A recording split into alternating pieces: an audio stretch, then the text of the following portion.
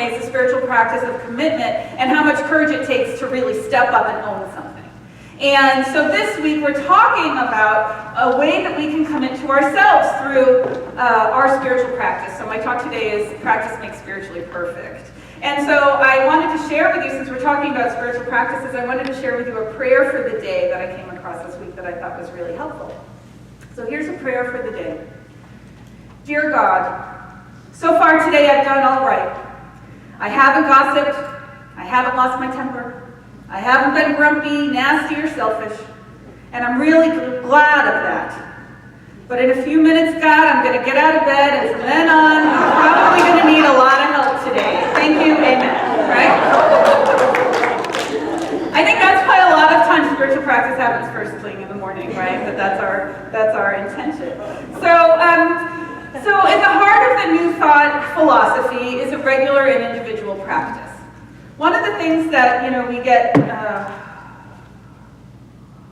accused of, talked about, whatever, about in New Thought is that we're really about ourselves. That there's a little, in the worst case scenario of it, it's a little bit of a selfish path. But that's the first step, and that's the first half of it.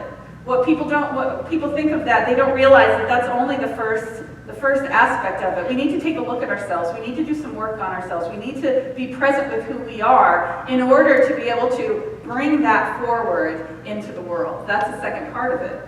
So the spiritual practice is so important for us because it allows us to know who we are. It allows us to connect to the truth of our being. Because let's face it, most of us, because of the socialization, the experiences that we've had, and most of us in this room have had a lot of experiences to go on. I'm putting myself into that, that category of having a lot of life experience by this point, that I'm carrying the baggage of what I have learned about myself from the outside world. But the outside world doesn't know you.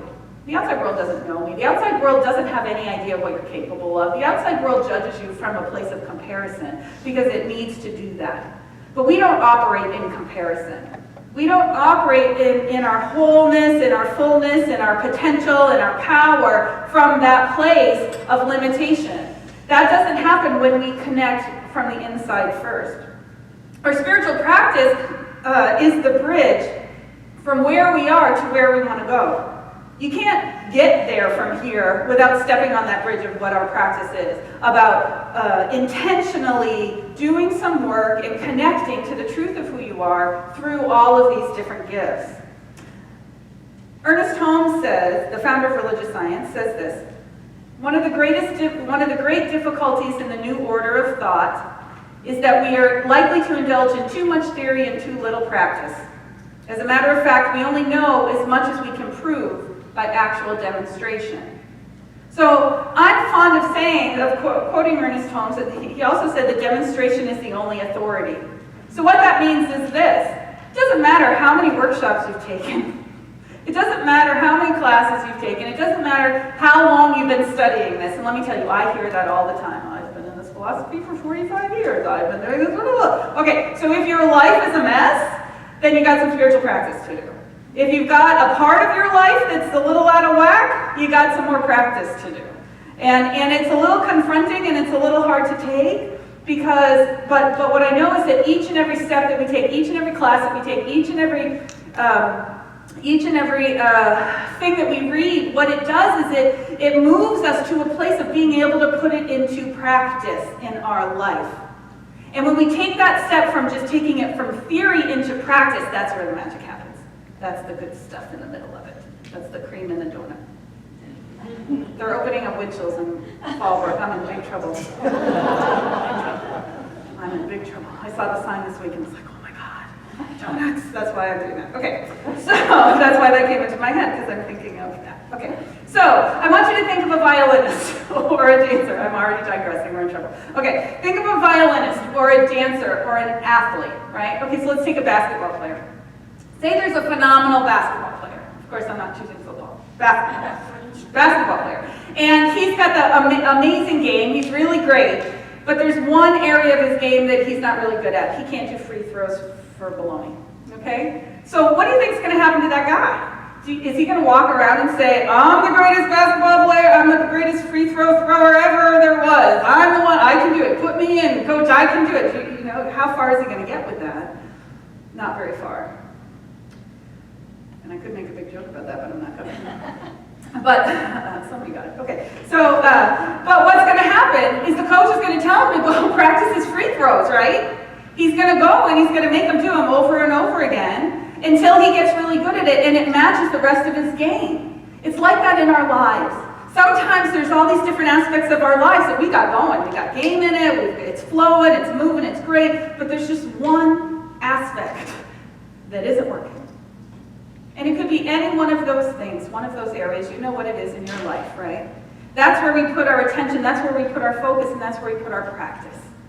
It's important for us to realize that we can't mask over those things because it bleeds over into the rest of our life. So if there's something that's really not working and you're pretending that it is, you know that there's something to address there, but you just ignore it and you pretend it, right? Oftentimes this comes up in a relationship. The relationship is great, it's wonderful, but there's just this one thing, and I'm going to pretend that it's not there. And then what happens? Does it go away? No, it doesn't. It gets louder, and it bleeds over to the other aspects of the relationship, right?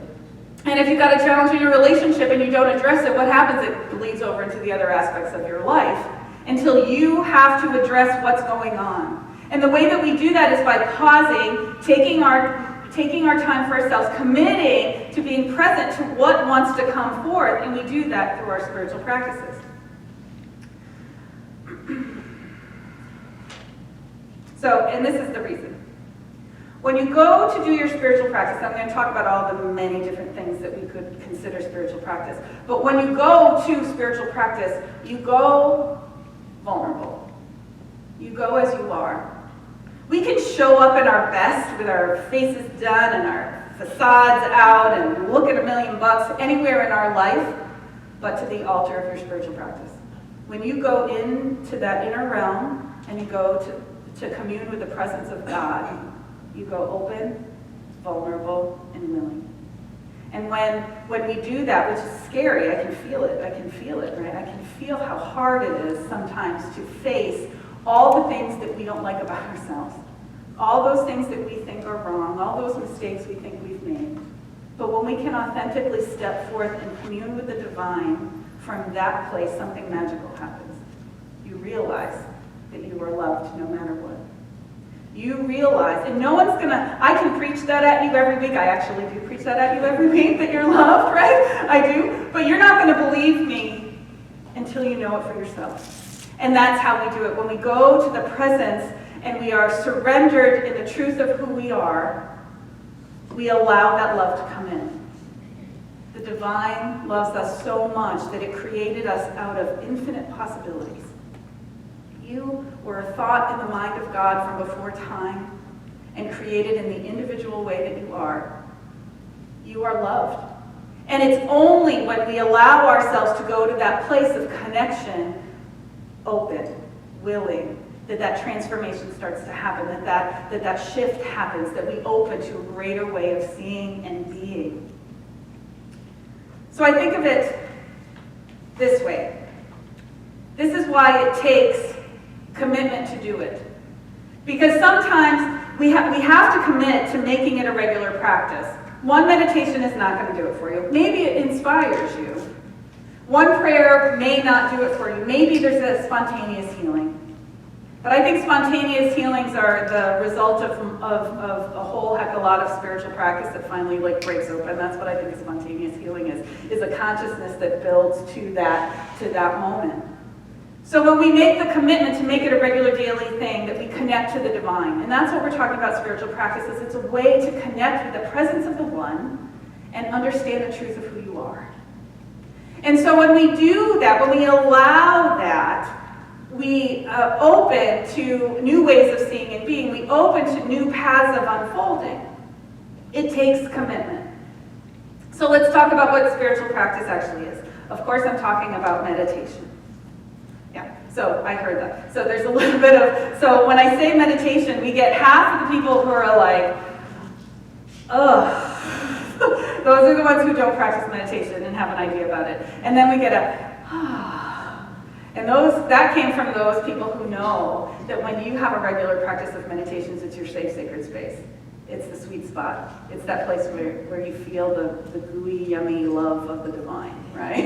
Again, maybe I'm on the sweet kick today. I'm picturing warm chocolate chip cookies. What's going on with me? I have no idea.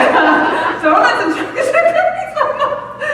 Oh, okay, I don't know what that's about. I'll pray about that later. But, okay, so meditation, we're talking about prayer. We're talking about affirmations. We're talking about visioning. We're talking about gratitude practices. We're talking about forgiveness. We're talking about all these different things that we could include in our daily lives to allow us to commune and connect with the One.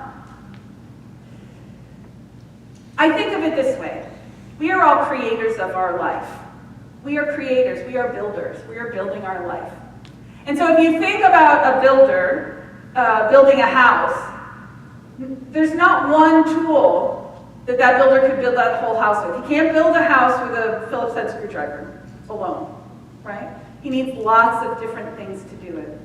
And in order for us to build this beautiful house that is our life, you need a toolbox that's full of different kinds of practices, of different kinds of experiences that are going to get you there. And if you do the same thing over and over again in the same one way, I've got people who say, I've been doing Vipassana meditation since 1968. Okay, great, that's wonderful. What else are you doing? Because when you get into one practice and you stay with one practice, it allows you to connect in one way. It allows you to see from one perspective. And it doesn't open your eyes to the different things that could help you and feed you and support you and nurture you. We are here to build a glorious, amazing life. So the definition of a spiritual practice is something you do every day that draws you deeper into who you really are by connecting you to your divine self. So yes, it can mean meditation, prayer, chanting, yoga, all those other things I was talking about. But spiritual practice might be baking, gardening, running, knitting.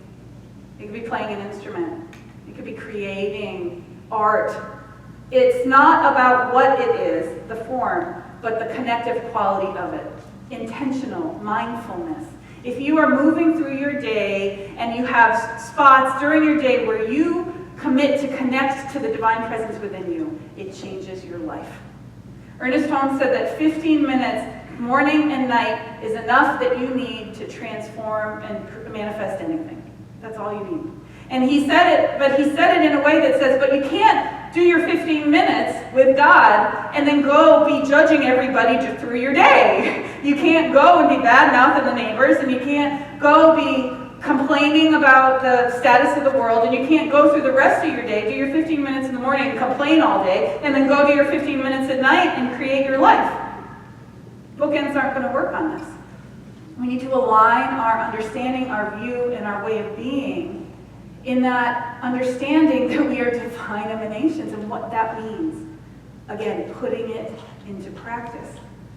So the practice of it is it's something that you do every single day.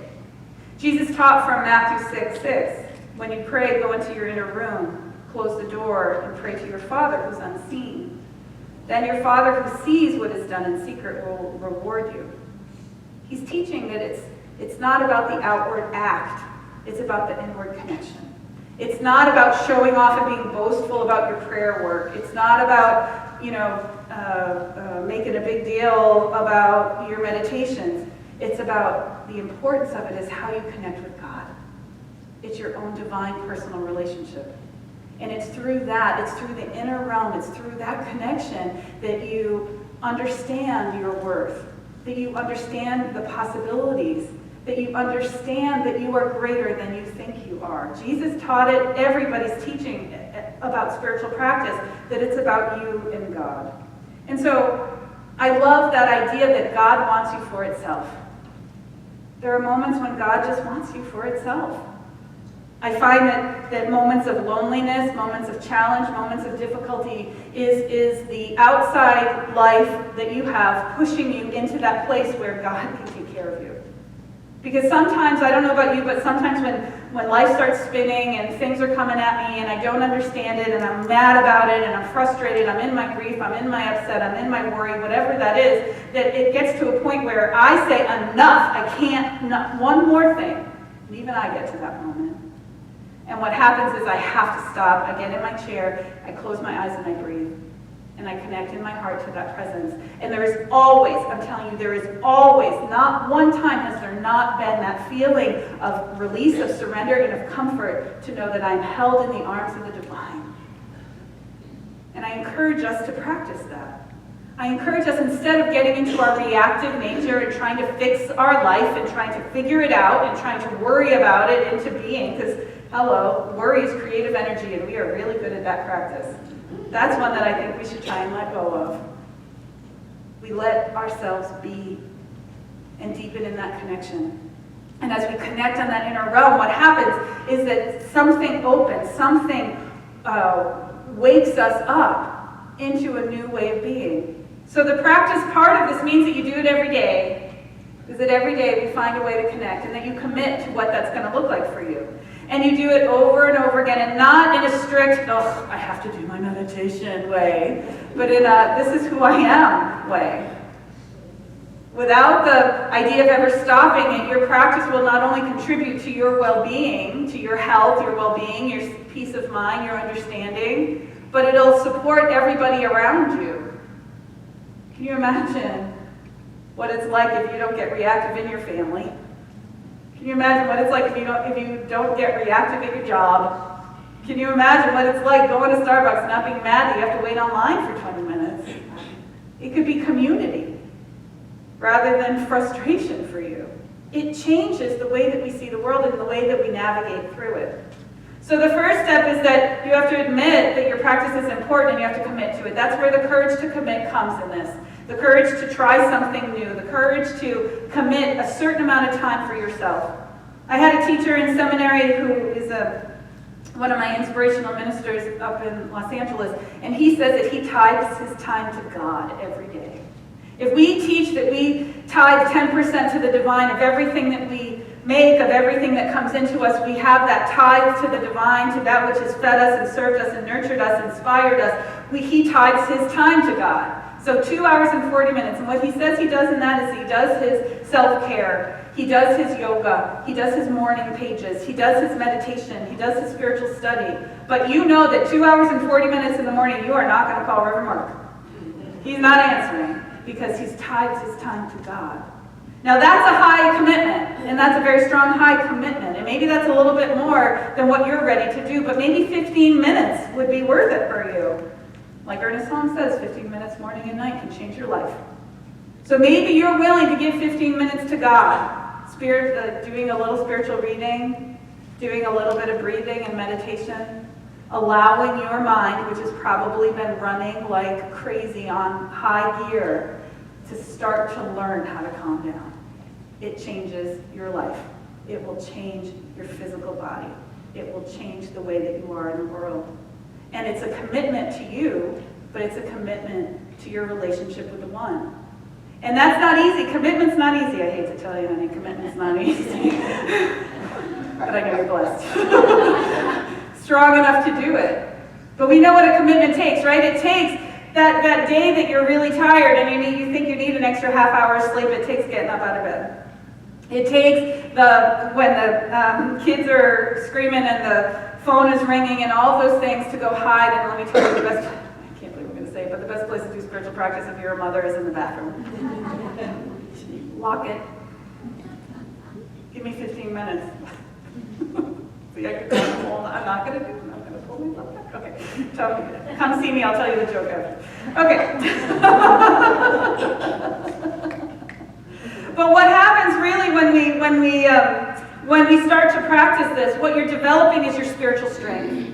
And spiritual strength is what we talked about last week about praying ourselves up, right? Being prayed up, which means that you do a regular spiritual practice, you connect in a regular way for you to be able to handle those challenges when they arrive. That you can navigate those rocky roads when you hit them in a easier, more with more ease and more grace because of the fact that you are connected to something greater. Think about what it's like when you're not connected to that, when you don't have the perspective that everything's there for your good, when you don't think that this divine presence really wants you to thrive and to express yourself fully. If you hit those challenges, if you have that spiritual understanding and that spiritual strength, what you're going to do is you're going to rise above it and realize that there's something greater within you that's being called forward. There's a deeper strength or a greater understanding or a greater way of being.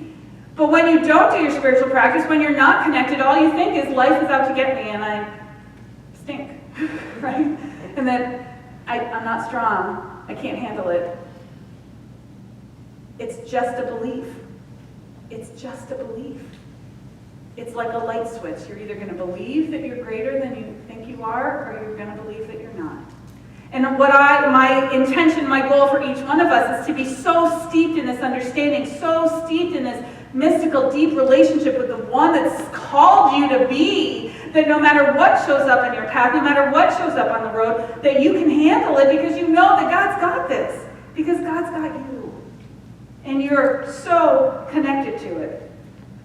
So, one of the practices that Ernest Holmes talks about in his writing, that's a great way to start, is for anybody who's got some, sense of limitation. If we've grown up with the idea that I'm not smart enough, or I'm not capable enough, or I'm not whatever, you fill in the blank because everybody's got their own, right? Everybody's got their own not enough. So if you have this sense of limitation, Ernest Holmes says one of the things to start with is to go out at night and look at the night sky, to contemplate the universe. To think about how many stars are in the sky and how vast and powerful this universe is. Then to think about all the fish in the ocean. How many fish there are. The sea life that we don't even know about. Do you know that there's depths in this earth that we haven't even discovered? And how vast that is? And then to contemplate this grains of sand on a beach. Right? If we can even spend a couple of minutes just thinking about how amazing this universe is and that we're part of it, it gets us out of our little limited dumpy thinking. It gets you out of realizing and out of thinking that we are alone and that we're limited and that there's not enough, to realize that there's more than enough of all things everywhere. And that practice alone is going to start to bust through those walls of limitation that you've got. It's going to move you out into another way of thinking and being. It can be that simple. A spiritual practice can be that simple. It's just what's going to connect you to your understanding of what's bigger than you are. And so here we are, it's back to school time. I'm really ready for back to school. I'm ready for, let's face it, my kid's been in school for 5 weeks, but it's September, so we're thinking back to school, right? And so, and I'm willing fall with my colors. I'm like, come on, cool weather, come on, I know you're coming. Got another month, but come on. But anyway, so in this idea of back to school, and this consciousness of back to school, we're going to go back to committing to a new way of being in our life. We're going to go back to committing our new schedule to create time for spiritual practice. Now, it doesn't mean you've got to spend 2 hours and 40 minutes doing anything. I'm not going to make you do that, but I am going to give you homework this week. I'm sorry, I'm doing that. And so, when you came in today in your program, there was a card. Did you get your card in your program? Everybody's got one of these? If not, you can pick it up on the way out. I should have put it up on the board. I did not. But this is what this is. This is a reading from Ernest Holmes. And so I'm going to read it to you today, and then you're going to read it to yourself for the next week, every day. And all it takes is I'm going to lead you through this, so I'm going to have you close your eyes and take a breath and just pause for a moment. Sink into that feeling, and if you can't get to that feeling of connection, imagine that you can, because then you can get there. Just open to these words from Ernest Holmes. He says this: to daily meditate on the perfect life and to daily embody the great ideal is a royal road to freedom, to that peace which passeth understanding, and is happiness to the soul of humankind. Let us learn to see God as God must with perfect vision. Let us seek the good and the true and believe in them with our whole heart, even though everyone we meet is filled with suffering and limitation appears on all sides. We cannot afford to believe in imperfection for a single second. To do so is to doubt God. It is to believe in a power apart from God, to believe in another creator. And so this is the practice. He says, let us daily say to ourselves, so just take this in today, perfect God within me, perfect life within me, which is God, come forth into expression through me as that which I am. Lead me ever in the paths of perfection and cause me to see only the good. So by this practice, the soul will become illumined and will acquaint itself with God and be at peace. And so it is, right? Like, how cool is that? This is, how long did that take? 90 seconds. You take a couple minutes to center, you read it in the morning and read it at night, every day this week, and see how you feel. See what difference it makes in your life. Because what we are doing this month is we are having the courage to commit to ourselves. And the first thing that we can do to commit to ourselves is to commit to having some time with that divine presence that loved you so much it created you. And so when you do that, everything unfolds in freedom and grace and in love. And that's what I want for each and every one of us. And so it is.